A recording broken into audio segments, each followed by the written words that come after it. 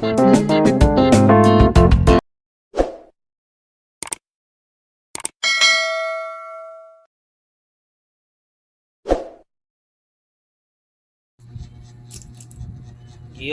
good evening mga kalaki. So, gabi na po ngayon. Nasa higaan na po tayo. Tulog na po yung dalawang chikiting. Bali, babantay po muna tayo ng ilang oras po kasi nasa labas pa po si Mrs.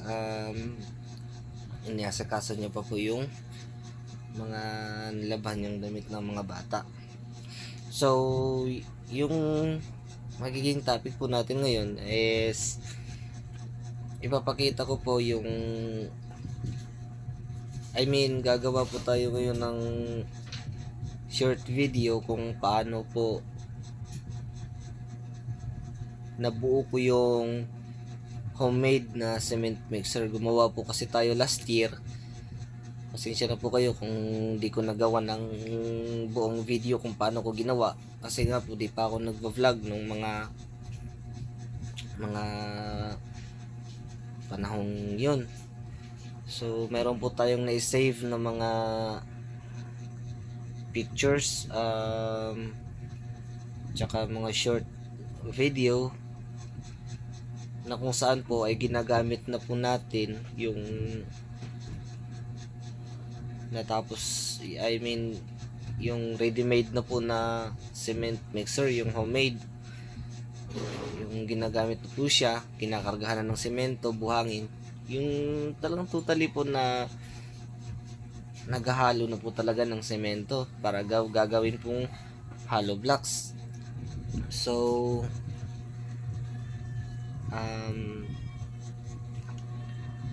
tunghayan nyo po yung mga makikita nyo sa screen. Yung ginamit po natin na mga materialis dun ay bumili po tayo ng 1 length na galvanized na tubo. Yung size po ng tubo na yun ay 1 1/4 schedule 40. Bumili na rin tayo ng angle bar numero 2 tsaka 1 feet na round bar. Bumili din po tayo, tapos bumili din po tayo ng pillow block bearing 4 na piraso tsaka iba't ibang klaseng bearings po para sa paggawa po natin ng mixer. Nag-provide na rin po tayo ng drum po ng diesel para po siya pong magsisilbi pong tangke ng gagawin nating mixer. Tsaka nagkumpunin na rin po tayo ng makina ng motor. Yung makina po ng Rossi. CG125 na lang po yung ginamit natin kasi kayang-kaya naman po i-drive ng makina yun. So tara po, tunghayan po natin yung mapakita kong mga pictures at video kung paano at saan po siya binuo. Okay, let's go. Okay, yung makikita po ninyo sa bandang ilalim, yan po yung magiging base niya. Sa babaw naman, yung mesa niya, yan po magsisilbing mesa niya para lalagyan ng drum. So yan po yung gagamitin nating drum, plastic, parang kaibigan nyo po.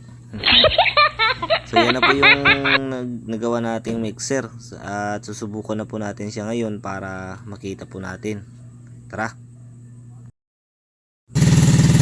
So ito na po, pinapaandar na po natin.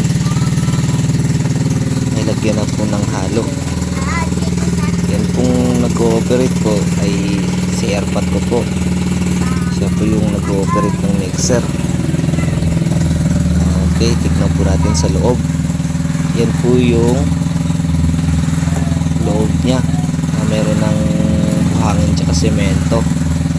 Yan po siya naghahalo ng semento.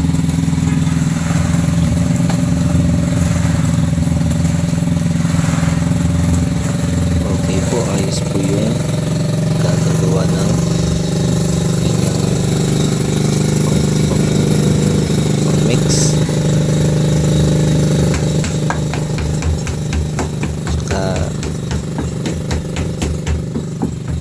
ito po yung makinang kinumpunin natin.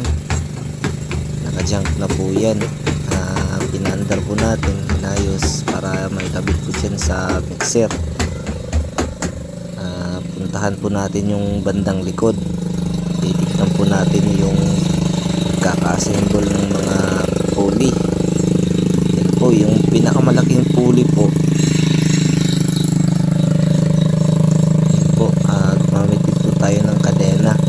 Yung pinakamalaking pulley po, rim po yan ng BMX na bike. Yung ginamit na sprocket natin dyan ay 36 tsaka 14 yung ginamit natin na sprocket. Yung ginamit po natin na Felo block bearing, yan po, number 1 po yan. Tsaka gumamit na rin tayo ng 6302 na bearing, yung maliliit para po sa may ilalim ng drum para hindi po masira. Okay, ilalagyan po natin siya ng electric fan para di po mag-overheat yung makina kasi gawa nga po na naka-standby lang po siya. Ayan po, ayos na ayos po yung ikot niya, tamang-tama lang po. Ginawan po natin si airpat ng mixer para di na po siya mahirapan sa mano-manong paghahalo ng buhangin tsaka semento. Makina na rin po yung gamit niya sa pagpulma ng hollow blocks.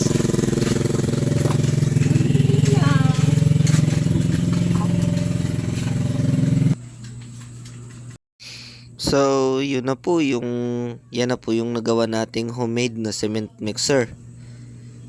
So kung nagustuhan nyo po yung munting video natin, paki-like and subscribe na lang po sa channel ko. Ingat po kayo lagi. Salamat.